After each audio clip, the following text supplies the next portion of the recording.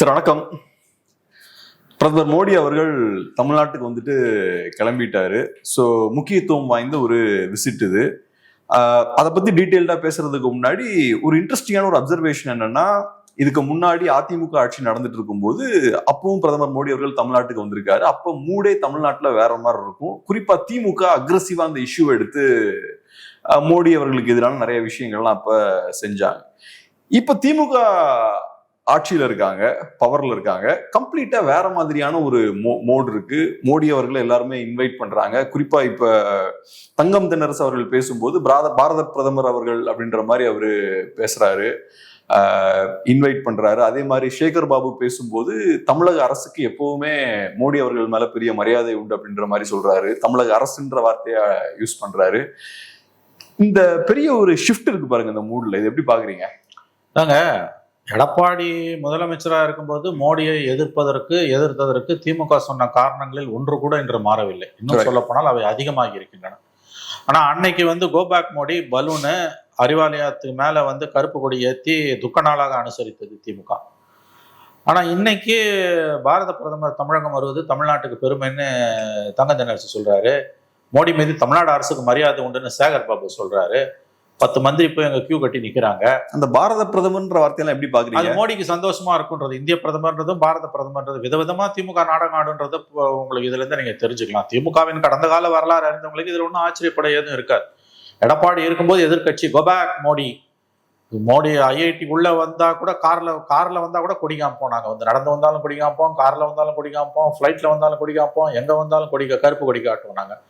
ஆனா பிரதமராய் வந்தோன்னா பிரதமர் அருகில் போகும்போது வெள்ளை குடை. ஏன்னா கொடை வழக்கமா கருப்பு கலர்ல இருக்கும், இல்ல ஆரஞ்சு கலர்ல இருக்கும். கொடி கூட கருப்புல, இது குடை அம்பர்லா கூட குடையின் நிறம் கூட வெள்ளையாக இருக்கும்படி பார்த்து கொண்டதுதான் திமுக. இது ஆக்சுவலா இந்த ஸ்டாண்டு தான் என்ன கேட்டீங்கன்னா கரெக்ட். இவங்க அன்னைக்கு பண்ணது தப்பு. எடப்பாடி இன்னைக்கு நீங்க ஒரு நிர்வாகத்தை நடத்துறன்ற முறையில, முதலமைச்சர்ன்ற முறையில ஸ்டாலினும் தங்கம் தென்னரசு உள்ளிட்ட அமைச்சர்களும் நிர்வாக ரீதியா பிரதமரை வரவேற்க முதலமைச்சரும் மாநில அமைச்சர்களும் போறாங்க. முதலமைச்சர் மருத்துவமனையில் இருந்ததால போல, இல்லாட்டி அவரும் போயிருப்பார். இது தப்பு கிடையாது, இதுதான் கரெக்ட். அன்னைக்கு நீங்க பண்ணதுதான் தப்பு. ஆனா இன்னைக்கு நீங்கள் அன்றைக்கு மோடி வருவதை எதிர்ப்பதற்கு சொன்ன காரணங்கள்ல ஒன்று கூட மாறவில்லை, மாறாக அதிகரித்திருக்கின்றன. சமரக சிக்ஷா கல்விக்கு 2000 கோடிக்கு மேல கொடுக்கணும். இன்னைக்கு ஆர்டி பணத்தை நிறுத்தி வச்சதால 600 கோடி. 1 லட்சம் குழந்தைகளோட படிப்பு இன்னைக்கு பாதிக்கப்பட்டிருக்கு. 25% ஏழை குழந்தைகளுக்கு தனியார் பள்ளிகளில் கொடுக்க வேண்டிய கல்வி அந்த விண்டோவே இன்னைக்கு ஆன்லைன்ல ஓப்பன் ஆகல. கிட்டத்தட்ட 8 லட்சம் குழந்தைகளோட கல்வி பாதிக்கப்படும். இந்த ஆண்டு மட்டும் 1 லட்சம் குழந்தைகளோட கல்வி பாதிக்கப்படும்னு சொல்றாங்க. அதே மாதிரி எவ்வளவோ விஷயங்கள், மாநிலத்துக்கான உரிமைகள், கீழடியை பத்தி வாய்க்கிழிய பேசியவர்களை மோடி இருக்கும்போது கீழடி அறிக்கையை பத்தி ஏன் எதுவும் பேசல? இவர்கள் அதிகாரத்துல இருந்தாங்கன்னா எப்பயுமே இப்படிதான் நடந்துப்பாங்க. அதிகாரத்தில் இல்லைன்னா எகிரி குதிப்பார்கள். இது வழக்கமாக அவர்களுடைய ஒரு நிலைப்பாடு.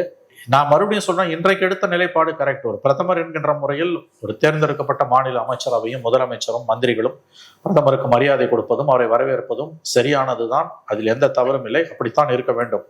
ஆனா இதை எடப்பாடி செய்யும் போது எள்ளி நகையாடி ஏகடையம் பேசி நக்கல் செய்தவர்கள் இன்றைக்கு தங்களுக்கு என்று வரும்பொழுது பெட்டி பாம்பாக அடங்கி கிடைக்கிறார்கள் என்பதுதான் வேடிக்கையானது. சரி, இப்ப என்ன மாறிடுச்சுன்னு நினைக்கிறீங்க? இப்ப திமுகவை பொறுத்தளவுல அவங்களோட கோர் பொலிட்டிக்ஸே பாஜக எதிர்ப்பு தான். அப்படி இருக்கும்போது பிரதமர் வரும்போது அன்னைக்கு மாதிரி இன்னைக்கும் வீரியத்தோட அவங்க ஏதாவது செஞ்சிருக்கலாம். இல்ல தப்பு கரெக்ட்ன்ற தாண்டி அதுக்கு பொலிட்டிக்கல் மைலேஜ் அவங்களுக்கு கிடைக்கும். ஸோ அதை செய்திருக்கலாமே. இப்ப என்ன மாறிடுச்சு? செஞ்சாங்கன்னா அதுக்கான விளைவு அனுபவிப்பாங்க. அன்னைக்கு ஒன்றும் ஆகல, இன்னைக்கு மட்டும் என்ன ஆகும்? அன்னைக்கு எதிர்கட்சி, இன்னைக்கு ஆளுங்கட்சி. நீங்க இந்த இடிக்கு டாஸ்மாக்ல ஸ்டே கிடைச்சிட்டு ரொம்பலாம் இவங்க மகிழ்ச்சி அடைய வேண்டாம். மத்திய அரசு நினைத்ததுன்னா 1000 விதத்துல இவங்களுக்கு குடைச்சல் கொடுக்க முடியும். அது ஒன்றும் நேர்மையான நிர்வாகத்தை நடத்தக்கூடிய அரசாங்கங்களே தண்ணி குடிக்கின்றன. கிட்டத்தட்ட கேரளாலெல்லாம் தமிழ்நாட்டில் இருக்கிற மாதிரி ஊழல் இதுல 100ல் 1 பங்கு கூட கிடையாது. ஏதோ அங்கொன்றும் இங்கொன்றுமாக இருக்கலாம். ஒரு தூய்மையான நிர்வாகம் தான் கேரளாவில் இருக்கக்கூடிய அரசு கொடுக்கக்கூடியது கம்பேரிட்டிவ் டேர்ம்ஸ்ல. ஆனா இங்க ஊழல்ல மூழ்கி இவங்க முத்தெடுத்துக்கிட்டு இருக்காங்க. இந்த அரசு மிக அதிகமா ஊழல்ல மூழ்கி முத்தெடுத்து கொண்டிருக்கிறது என்பதற்கு சாலச்சிறந்த உதாரணங்கள் பொதுவெளியிலேயே கொட்டி கிடக்கின்றன. உதாரணமா உள்ளாட்சி அமைப்புகள் இருக்கக்கூடிய ஊழல்.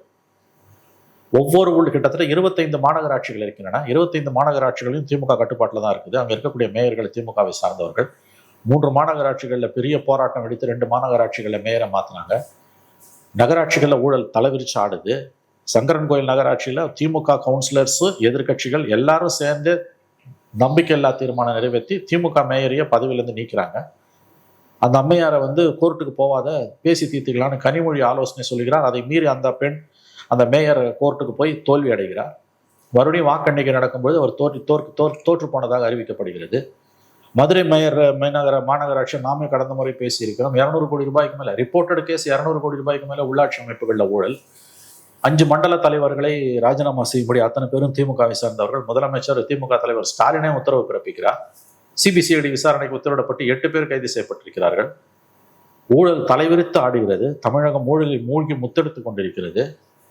இப்ப இந்த பேக்ரவுண்ட்ல நீங்க எப்படி பிரதம மந்திரியை எதிர்ப்பீங்க?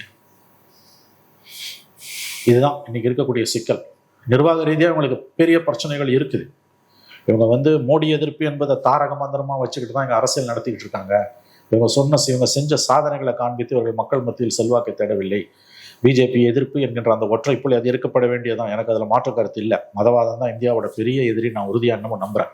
ஆனா அதுக்காக வந்து ஊழலை வந்து புறந்தள்ளிட முடியாது. மதவாதமா ஊழலா பெரிய எதிரி இந்தியாவுக்கு எதுன்னா மதவாதம் தான், மாற்று கருத்துக்கு இடமே இல்லை என்னை பொறுத்த வரைக்கும், டு மீ.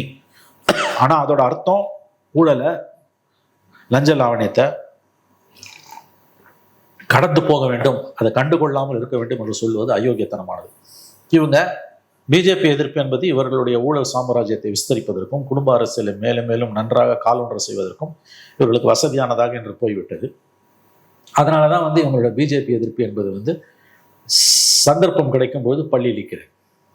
இந்த பிரதமரை இந்த முறை போய் வரவேற்றதெல்லாம் அந்த நிர்வாக ரீதியிலானது சரியானது நான் சொல்லக்கூடிய அதே நேரத்தில் அதை ஒன்று இவங்க சாதாரணமாக செஞ்சில்ல. இவங்களுக்கு தெரியும் அதுக்கு பின்னால இதை செய்யலைன்னா என்ன நடக்கும். பிகாஸ் தே காட் பேகேஜ் இருக்கிறதுனால இவங்க செஞ்சுதான் ஆகணும். சார், இப்ப ஒரு விஷயம் சொன்னீங்க இல்லையா, இப்ப ஊழலா மதவாதமானு பார்த்தோம்னா மதவாதம் தான் பெரிய ஒரு பிரச்சனைன்னு சொன்னீங்க இல்லையா, ஆபத்துன்னு சொன்னீங்க இல்லையா. இப்ப ஊழல்வாதிகளால, ஊழல் செய்யக்கூடிய ஒரு கட்சியால மதவாதத்தை எதிர்க்க முடியுமா? ஏன்னா இப்ப நீங்க சொல்றதே அதுதான், பிஜேபி எதிர்த்தா வேற பல சிக்கல்கள்லாம் வரும், அது காரணம் இவங்க எல்லாம் ஊழல்வாதிகளா இருக்காங்கன்னு. ஸோ ஊழல்வாதிகளால எதிர்க்கவே முடியாதுல்ல. அப்ப இது ரொம்ப சிக்கலான விஷயம் கேப்ரியல். நீங்க சொல்றதை வந்து நான் வந்து புரிந்து கொள்கிறேன். என்னுடைய கருத்தும் அதுதான். அதாவது வந்து ஊழல் செய்யும் பொழுது கரப்ஷன் வந்து டாலரபிள் லெவல், இன்டாலரபிள் லெவல்னு 2 கேட்டகரி இருக்கு.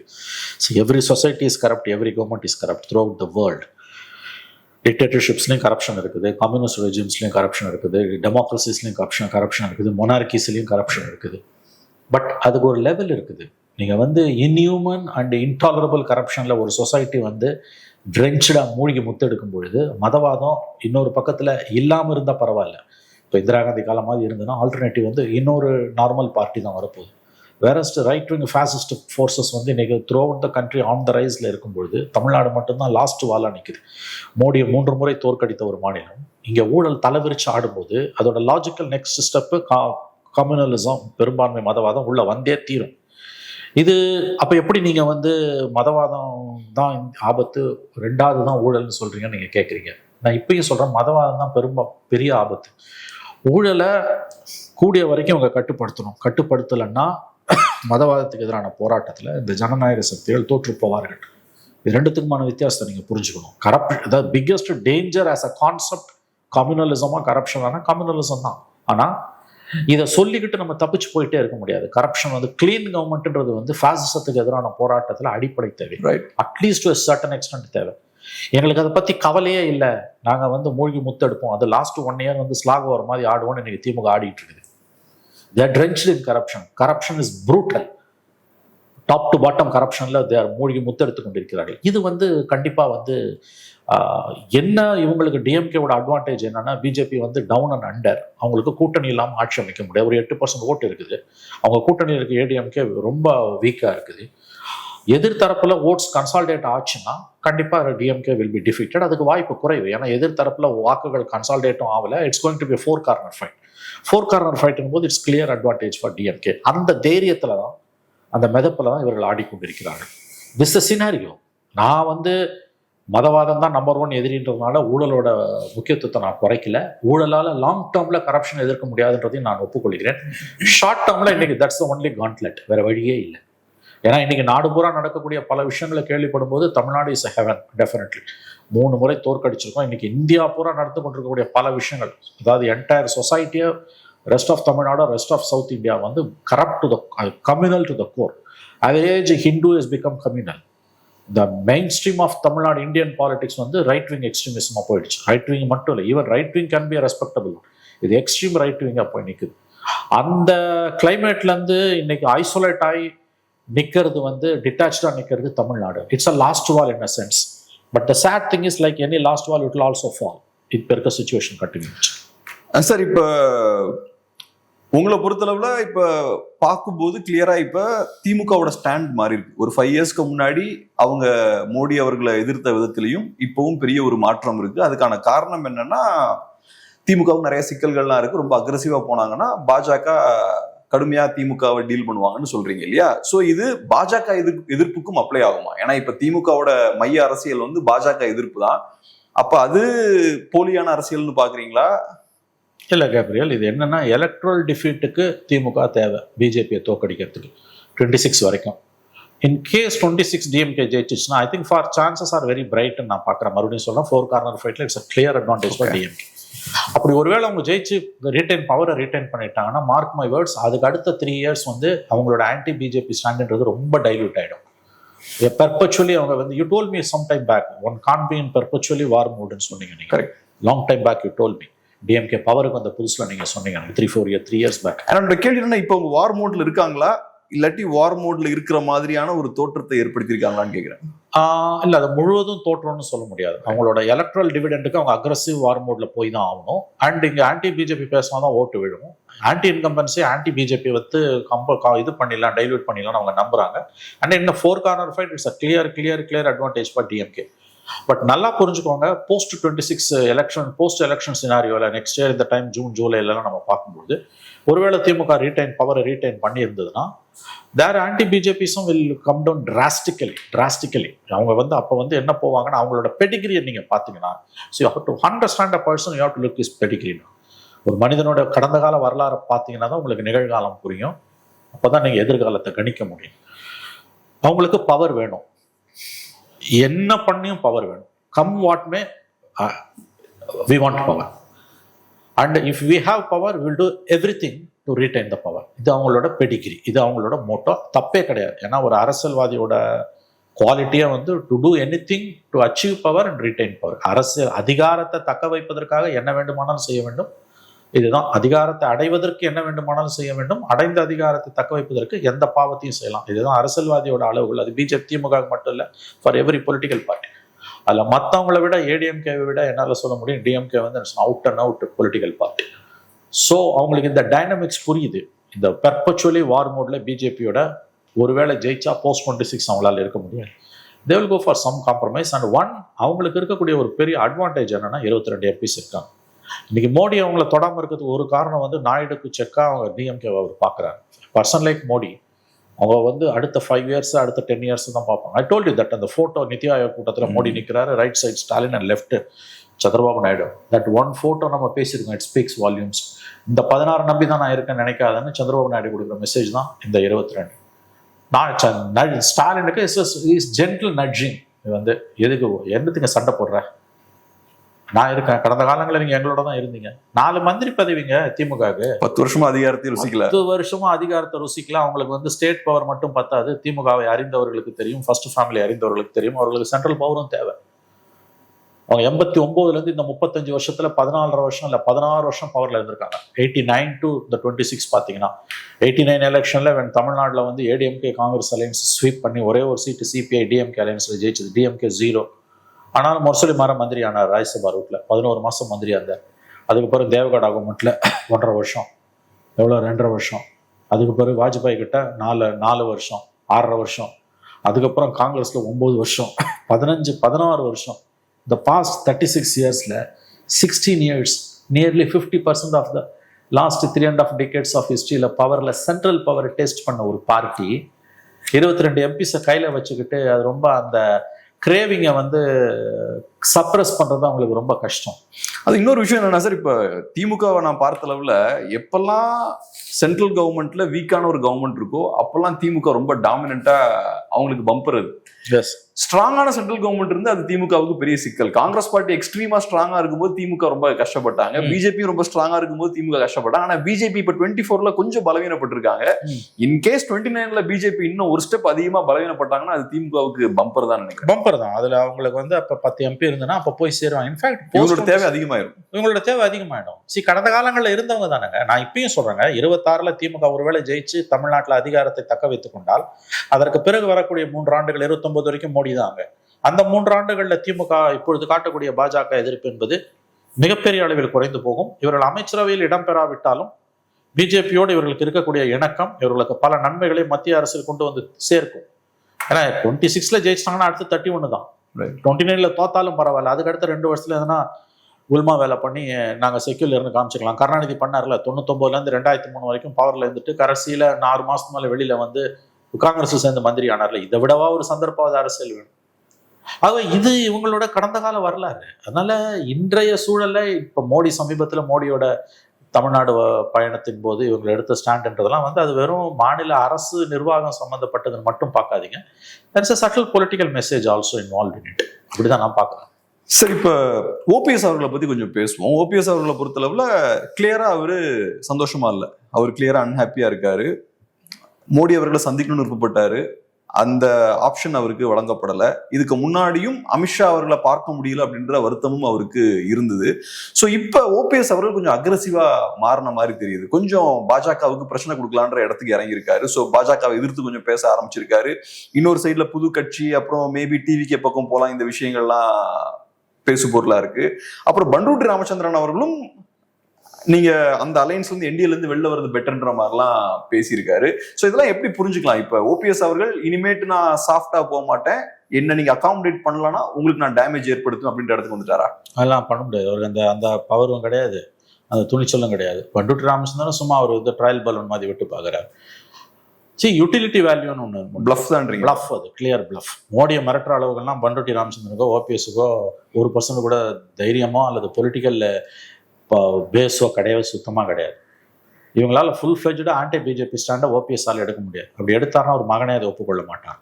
அண்ட் ஓபிஎஸ் நிறைய அவருக்கு ஸ்கெலிட்டன்ஸ் இன் இஸ் கபோர்டு. ஞாபகம் வச்சுக்கோங்க, அவர் 10 வருஷம் மந்திரியாக இருந்ததில் 1.5 வருஷம் சிஎம்மாக இருந்திருக்கார்.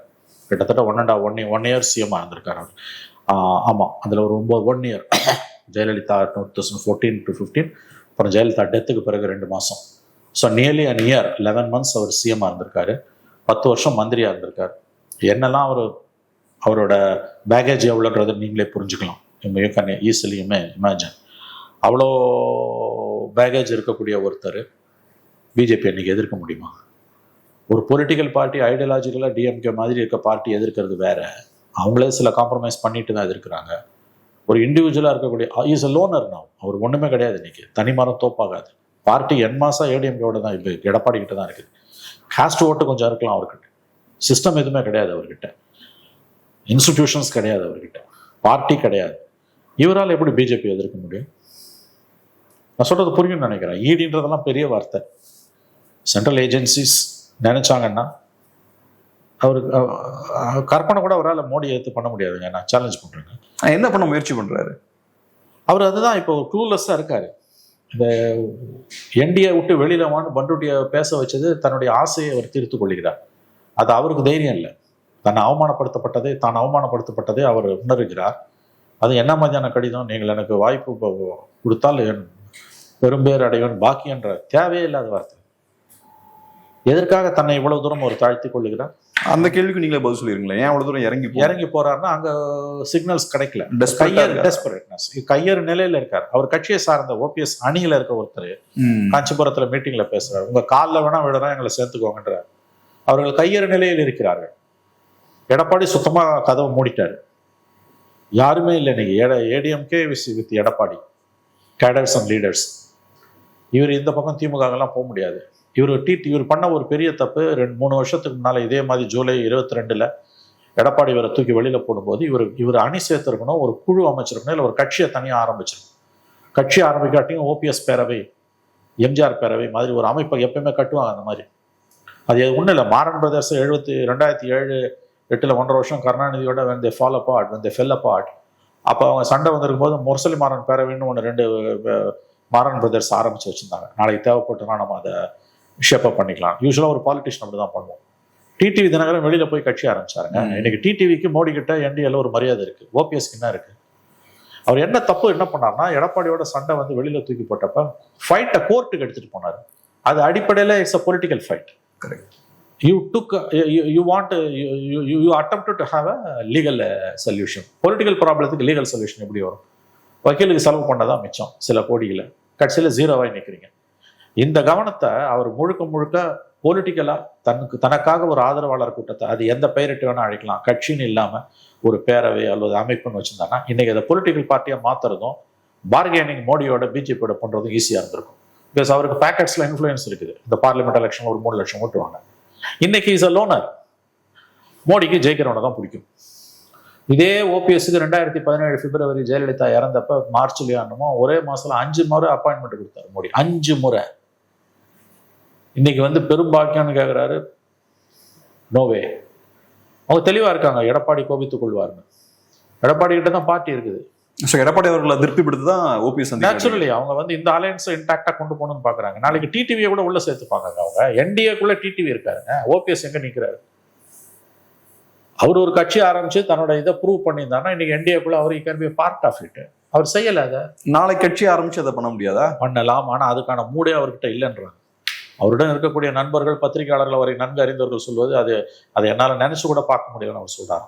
அந்த மைண்ட் செட்டே அவருக்கு இல்லைங்க. யாராவது சொல்லி ஒரு சொல்லி கொடுத்த வார்த்தையும் கட்டி கொடுத்த சோறும் எத்தனை நாள்னுவாங்க. அது எப்படி உங்களுக்கு அந்த ஒரு அர்ஜி இல்லாமல் நீங்கள் வந்து சும்மா நாம்கி ஆவாஸ் செலவெல்லாம் பண்ணணும், வெளிப்படையாக பேசும். அவர் அதுவும் செய்ய மாட்டார். அப்போ எப்படி வந்து உங்களால் வந்து உங்களோட பார்கெனிங் பவரை காமிச்சாதானங்க மோடி உங்களை நம்புவார். நவ் யூ ஆர் கம்ப்ளீட்லி, நீங்கள் வந்து இன்னைக்கு முழுவதும் அதிமுகலேருந்து ஒதுக்கப்பட்டு இன்று நீங்கள் தனிமரமாக நிற்கிறீர்கள். தனிமரம் தோப்பாகாது. உங்களால எப்படி வந்து இன்னைக்கு பிஜேபியை கன்வின்ஸ் பண்ண முடியும்? ஆனா எப்பவுமே ஓபிஎஸ் அவர்கள் ஏதாவது ஒரு பெரிய லீடரோட செகண்ட் இன்ஃபிடல் அப்படிதான் இருந்திருக்காரு. அதைத்தான் நான் சொல்றேன். ஜெயலலிதாவுக்கும் சரி, எப்பயுமே அவர் செகண்ட் இன்ஃபிடலா இருந்தவர். ஏன் வந்து எடப்பாடியை சேலஞ்ச் பண்ணார்? அவர் நெடுஞ்செழியன் மாதிரி, அன்பழகம் மாதிரி செகண்ட் இன் கமாண்ட் தான். சில பேர் லைஃப்ல அப்படிதான் இருப்பாங்க. அவங்க வந்து யாருக்காவது கீழே ஒரு லெப்டினண்டா, ஒரு வைஸ் கேப்டனா இருப்பாங்களே ஒழிய அவங்க வந்து தலைவர் பதவியை அவங்களால அடையவும் முடியாது. கொடுத்தாலும் அவங்க ஃபெயிலியர் ஆயிடுவாங்க. இவர் ஜெயலலிதா கீழே இருந்தாரு, எடப்பாடி கீழே இருந்தாரு. எடப்பாடி வந்து பொதுச் செயலாளர் ஆகும்போது இவர் அதை ஒத்துக்கிட்டு இவருக்கு பொருளாளர் பதவி கொடுக்குறேன்னாங்க. அதை ஒத்துக்கிட்டு போயிருந்துருக்கணும். அதை சேலஞ்ச் பண்ணதோட விளைவு இன்னைக்கு தனிமரமா நிற்கிறார். நீ சேலஞ்ச் பண்ணி என்ன பண்ணிட்டேனாங்க? நீங்க என்ன பண்ணிட்டீங்க? நீங்க சொன்ன மாதிரி நீங்க எல்லா காலத்திலையும் உங்க அரசியல் வாழ்க்கை பூரா 30 ஆண்டுகளாக எம்ஜிஆர் மறைவுக்கு பிறகு உங்கள் வாழ்க்கை பூராவும் நீங்க நம்பர் 2-ஆ தான் இருந்திருக்கீங்க. ஜெயலலிதா கிட்டே நம்பர் 2, எடப்பாடி கிட்டே நம்பர் 2 போது எடப்பாடி நம்பர் 1 ஆகும்போது உங்களுக்கு என்ன சிக்கல்? இருந்துட்டு போயிட வேண்டியதானே. இப்போ பாஜகவுக்கு செகண்ட் ஃபீல்டா இருந்தாரு. அதையும் இப்ப பாஜகவை நம்பி போனா நீ தெருவுக்கு போவன்றது. இன்னொன்னு, அவர் என்ன மாதிரியான பண்டில் ஆஃப் கான்ட்ரடிக்ஷன்ஸ். தர்மயுத்தம் யாருக்கு எதிராக தொடங்கின? சசிகலாவுக்கு, தினகரனுக்கு எதிராக தொடங்கினீங்க. கடைசியில் நீங்க என்ன ஆனீங்க? அவங்க கூட போய் ஃபுல் ஆஃப் கான்ட்ரடிக்ஷன்ஸ் தான். ஸோ அவர் ஐ திங்க் இஸ் இன்னைக்கு அவர் லோனர், அவ்வளவுதான். அவரால் கட்சி ஆரம்பிச்சோம்னா என்டிஏக்குள்ள இடம் பெற முடியுமான்னு எனக்கு தெரியல. ஒரு இன்ட்ரெஸ்டிங்கான ஒரு விஷயம் என்னன்னா, ஒரு சைட்ல இபிஎஸ் அவர்கள் மோடி அவர்களோட பார்வை இந்த பக்கம் திருப்புறதுக்கு நிறைய விஷயங்கள் பண்ணிட்டு இருக்காரு. அவரோட கோபத்தையும் அதுக்கப்புறம் வெளிப்படுத்துறாரு. இன்னொரு சைட்ல டிடிவி தினகரன் அவர்கள் பெருசா எதுவும் பண்ணல, குவைட்டா இருக்காரு. மோடி அவர்கள் சந்திப்பை பத்தி கேட்கும்போது நான் அப்பாயின்மெண்ட்லாம் கேட்கல அப்படின்ற மாதிரி சொல்லிடுறாரு. ஸோ இப்ப ஓபிஎஸ் அவர்கள் அகாமடேட் பண்ணல அப்படின்ற சூழல் வரும்போது கோவப்பட்டு நிறைய விஷயங்கள் பண்றாரு. டிடிவி தினகரன் அவர்கள் எதுவும் பண்ணாம அமைதியா இருக்காருன்னா அவர் அகாமடேட் பண்ணிட்டாங்கன்னு எடுத்துக்கலாம். அவர் அகாமடேட் பண்ணிருக்காங்க. என்டிஏக்குள்ள அவர் வச்சுப்பாங்க, அவர் வெளியில விட மாட்டாங்க. Amit Shah will not let him down. இன்னொன்னுங்க, இதுல இன்னும் மைக்ரோ லெவல் மேனேஜ்மெண்ட்டுக்கு பிஜேபி பீகார் எலெக்ஷனுக்கு பிறகுதான் வருவாங்க. அக்டோபர் நவம்பர்ல பீகார் எலெக்ஷன் இருக்கு. பை டிசம்பர் இந்த இயர் எண்டு தான் பிஜேபியோட கவனம் இந்த பக்கம் திரும்பும். அவங்க அதுக்கு முன்னால இங்க வரமாட்டாங்க. அண்ட் அவங்களுக்கு ஒரு பிளான் இருக்கும், கண்டிப்பா இங்க ஒரு பிளான் இருக்கும். டிடிவி அவங்க விட மாட்டாங்க, கண்டிப்பா கைவிட மாட்டாங்க. எடப்பாடியோட ப்ராப்ளமும் டிடிவியோட கிடையாது. ஏன்னா டிடிவி தனி கட்சி ஆரம்பிச்சிட்டாரு. அவங்களை கொண்டு வந்து என்டிஏல சேர்த்துக்கிட்டு 4 சீட்டு பகிர்ந்துக்கிட்டு அதிகபட்சம் அந்த கேம்பெயினுக்கு அந்த தொகுதிக்கு போகாம அவர் இருக்கலாமே ஒழிய டிடிவி என்டிஏக்குள்ள இருக்கிறதுல அவருக்கு பிரச்சனை கிடையாது. இப்போ கூட ஓபிஎஸ் கட்சி ஆரம்பிச்சு என்டிஏக்குள்ள வந்தாருன்னா ஐ திங்க் அவரை ஈமே அக்செப்ட்.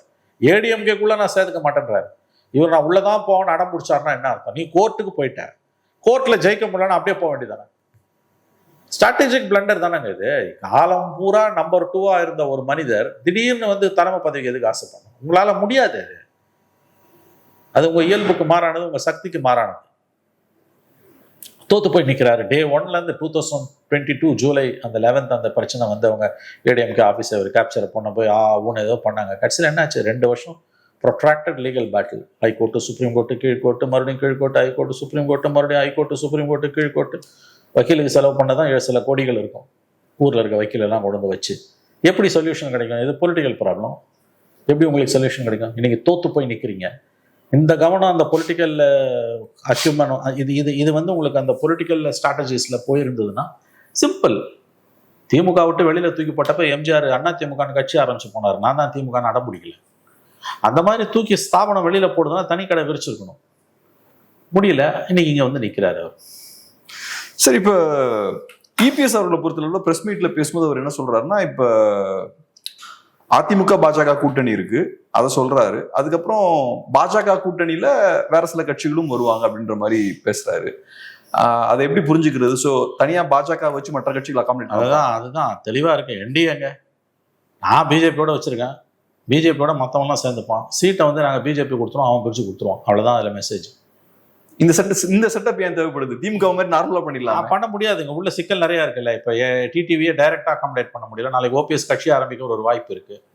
டெல்லி பிஜேபி ஐடியா கொடுத்து ஓபிஎஸ் வந்து நீங்க ஒரு கட்சி ஆரம்பிங்க, 4 சீட் வாங்கி கொடுக்குறோம் அப்படின்னா ஓபிஎஸ்க்கு அவருக்கும் ஒரு மகனுக்கு சீட்டு கொடுத்தா விட போதும். அவருக்கு 2 சீட்டு இருந்தா போதும். அவர் யாரையும் காப்பாற்றினது கிடையாது இது வரைக்கும். அவர் நம்பி வந்தோம் அத்தனை பேரும் தெருல தான் நிற்கிறான்.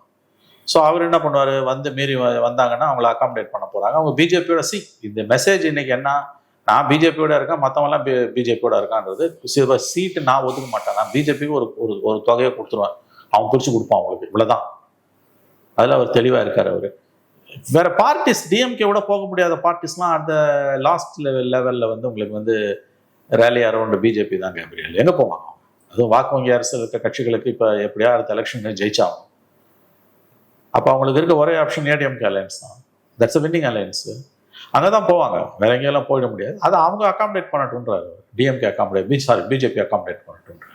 பிஎம்கே எந்த கேட்டகரியில் வருவாங்க? அது எங்க போகுதுன்னு யாருக்குமே தெரியல. அப்பாவும் பிள்ளையும் சண்டை நடுத்தரில் வந்து சந்தி சிரிச்சு, அது யாருக்குமே தெரியல அது என்ன முடியும். ஏடிஎம்கே அகாமடேட் பண்ணுவாங்களா? இல்ல அது யார் அகாமடேட் பண்ணாலும் அவங்களால பெரிய மரியாதை கூட்டணிக்கு இருக்காது. 2 பேரும் அப்பா பிள்ளை 2 பேரும் கட்சி அழிச்சிட்டாங்க. வாக்கு வங்கி பெரிய அளவில் சதிரிடுச்சு. அவங்க எந்த அணிக்கு போனாங்கன்னாலும் அங்கே பெரிய அளவில் அவங்களுக்கு பார்கெனிங் பவர்ஸ் இருக்காது. சொல்றதை கொடுக்குற சீட்டை அவங்க வாங்கிட்டு போகணும். அவர் எத்தனை பாத யாத்திரை அன்புமணி போனாலும் 26ல் அவர் தலைமையில் இருக்க பாமக ஒன்றும் பெரிய மரியாதை எந்த கூட்டணியில், ஆப்வியஸ்லி அவர் பிஜேபி கூட்டணி தான் போவார், கிடையாது. தேவ் டெஸ்ட்ராய்டு, அதாவது வந்து ஹராக்கரி, தற்கொலை, அப்பாவும் பிள்ளையும் சேர்ந்து கட்சி கொள்ளி வச்சுட்டாங்க. சொல்லப்படுற முன்வைக்கப்படுற ஒரு தியரி என்னன்னா, இப்ப ஏடிஎம்கே ஓபிஎஸ் அவர்கள் அகாமடேட் பண்ண மாட்டாங்க, இன்னொரு சைட்ல என்டிஏ ஆப்ஷன் இருக்கு. என்டிஏவும் ஓபிஎஸ் அகாமடேட் பண்ணலன்னா ஓபிஎஸ் அவர்களுக்கு எல்லா டோஸுமே க்ளோஸ் ஆயிரும். பாஜக போய் டைரக்டா சேர்றது தவிர ஒரு ஆப்ஷனே இருக்காது. பாஜக அதை தான் விரும்புது. ஸோ அதனால அவர் அகாமடேட் பண்ணாம லூஸ்ல விட்டாச்சுன்னா அவர் வழி இல்லாம கட்சியில் சேர்ந்துருவாரு. அவர் பிஜேபியில சேர்றதெல்லாம் ஒன்றும் மோடி விரும்பல. அவர் பல முறை நான் பிஜேபியில சேர்றேன்னப்ப அதுல மோடி ஆர்வம் காட்டல. எப்ப சொன்னாரு? அது கடந்த காலங்களில் நடந்ததுங்க. பிஜேபியில சேர்றேன் அவங்க ஒன்றும் பெருசா இன்ட்ரெஸ்ட் காட்டல. Is a loner. அவங்க இன்னொன்னு எடப்பாடிக்கு பிடிக்கலன்னா பிஜேபியோட அவங்க சேர்த்துப்பாங்களான்றது எனக்கு தெரியல. 11th அவர்ல அது நடந்தாலும் அங்கே ஒன்றும் பெரிய மரியாதை இருக்காது. ஒரு ஆப்ஷன் அவரை தனி கடை விரிக்க வச்சு ஒரு 2 சீட்டை கொடுத்து உள்ள சேர்க்கறது. அந்த 2 தொகுதிக்கு எடப்பாடி போகவே மாட்டாரு, அவங்க நின்றுட்டு போவாங்க. அப்படி எதனா ஒரு அரேஞ்ச்மெண்ட் வரலாம். ஆனா இவர் நான் ஏடிஎம்கே தான் ஒன்று அடம் பிடிக்கிறாருன்னும் போது அது இனிமே முடியாது, முடிஞ்சு போச்சு அந்த கதை. பிஎம்ஐ பார்க்கணுன்றாரு, பிஎம் பார்க்கலன்னும் போது தான் பலவீனத்தை அவர் இவ்வளவு தூரம் வெளிப்படுத்த வேண்டிய அவசியம் என்ன? அசிங்கப்படுத்துறான்ல உங்களுக்கு. 5 முறை ஒரே மாசத்துல கூப்பிட்டு பேசின ஒரு கட்சி இன்னைக்கு உங்களை இவ்வளவு அசிங்கப்படுத்துது. தர்மயுதம் பண்ண சொல்லி உங்களை தெருவில் விட்டது யாரு? யாரை நம்பி வந்தீங்களோ அவனே உங்களை கை விட்டாங்க. அப்ப என்ன உங்க பொலிட்டிக்கல் சகாசிட்டி, என்ன உங்களோட பொலிட்டிக்கல் மைண்ட்? எல்லா முனைகளிலும் நீங்கள் அவமானப்படுத்தப்பட்டு தானே நிற்கிறீங்க. கிட்டத்தட்ட வந்து 1.5 ஆண்டு காலம் 3 வெவ்வேறு காலகட்டங்கள்ல முதலமைச்சராக இருந்த ஒரு தலைவருக்கு எதற்காக இந்த தடுமாற்றம்? அப்போ முழுக்க அது சுயநலம் தானே. அப்போ அரசியல் புரிதலும் உங்களுக்கு இல்லை. எடப்பாடி கை ஓங்கும் போது அதை புரிஞ்சுக்கிட்டு புத்திசாலித்தனமா பொருளாதார பதவி கொடுக்குறேன்னாரு. அப்படியே செகண்ட் இன்ஃபிடில், என்னைக்குமே செகண்ட் இன்ஃபிடில் தானேங்க. இவர் ஆல்வேஸ் நம்பர் 2 மேன். சில பேருக்கு அது தெளிவு இருந்தது, நெடுஞ்செழியனும் அன்பழகனும் அவங்களெல்லாம் அந்த தெளிவு இருந்தது, நம்பர் 2 தான். சில பேரோட ஜாதகம் அது. நீங்க அது இல்லாம நீங்க போய் வந்து நம்பர் 1 ஆகணும்னு நினைச்சீங்க. எடப்பாடியை எதிர்த்ததே நீ பண்ண தப்பு. கட்சி அவர் கண்ட்ரோல்ல இருக்குன்ற புரிதலே உங்களுக்கு இல்லை, கணிக்க தவறிட்டீங்க. அவரு கம்ப்ளீட்டா உங்களை இனிமேல் சேர்த்துக்க மாட்டேன்ட்டு அவர் ரொம்ப ரூத்லெஸ்ஸா இருக்கார். முடிங்க சேர்க்க முடியாது, காலம் கடந்துச்சுன்றார். மதியாதார தலைவாசல் மிதியாமை கோடி பெறும். தனி கட்சி ஆரம்பிச்சு போனா அதுக்கும் நான் போக மாட்டேன், செலவு பண்ணணும்ல. அது எப்படி? அது டிடிவி தினகரன் ஓரளவாது ஸ்பெண்ட் பண்றாரு, பார்ட்டி இன்னைக்கு நிக்குது. நீ எதுவுமே பண்ணலன்னு எப்படி நிற்பான்? பிஜேபி என்னம்னா தெருவுக்கு தான் வரணும். அதான் இது. நீங்க தெருவில் வந்து நிக்கிறீங்கன்னா அது பிஜேபி தான் காரணம்.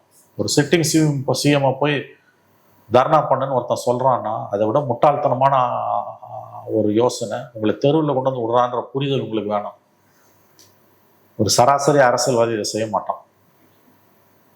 2 முறை முதலமைச்சரா 3 முறை முதலமைச்சரா இருந்தவர் எவ்வளவு பெரிய தடுமாற்றம். அன்னைக்கு முடிஞ்சது கதை.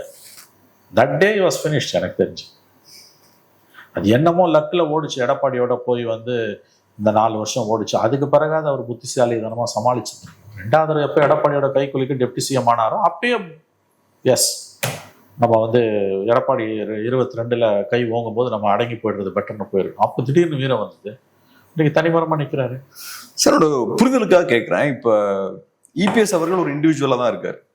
இப்போ திமுகவை பொறுத்தளவுல முக்கியமான நிறைய அதிமுக தலைவர்களை உள்ள இழுத்திருக்காங்க, நல்லா அகாமடேட்டும் பண்ணியிருக்காங்க. செந்தில் பாலாஜி அவர்கள், சேகர் பாபு அவர்கள், இப்போ ரீசெண்டா அன்வர் ராஜா அவர்கள் எல்லாம் உள்ள கொண்டு வந்திருக்காங்க. ஓபிஎஸ்ஆல் அந்த மாதிரிலாம் போக முடியாதா? வாய்ப்பு குறைவு. அவரும் அதை விரும்பல. ஓபிஎஸ் வந்தாருன்னா உள்ள டைனமிக்ஸ் ரொம்ப டிஸ்டர்ப் ஆகும். Community dynamics.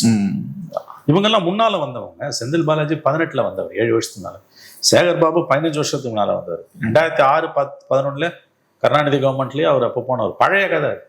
Anwar Raja is a loner. இப்பதான் வந்திருக்காரு அவர். நீங்க ஓபிஎஸ் இதோட எல்லாம் சேர்க்க முடியாது. OPS is a peculiar character. OPS உள்ள கொண்டு வந்தாங்கன்னா டிஎம்கேக்குள்ள இது டிஸ்டர்ப் ஆகும். அவரும் போக மாட்டார். அந்த ஆப்ஷன் இல்லை அவருக்கு. ரொம்ப நன்றி சார். பிஸியான டைம்ல அருமையான பேட்டி கொடுத்து ரொம்ப நன்றி. Thank you sir.